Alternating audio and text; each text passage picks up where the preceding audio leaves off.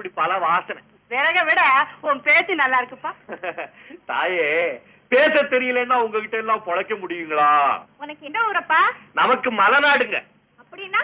நான் மலையில குடியிருக்கிறவன். அந்த மலை எந்த ஊர்ல இருக்கு? இந்த உலகத்திலேயே பெரிய மலை நம்ம மலை தானுங்க.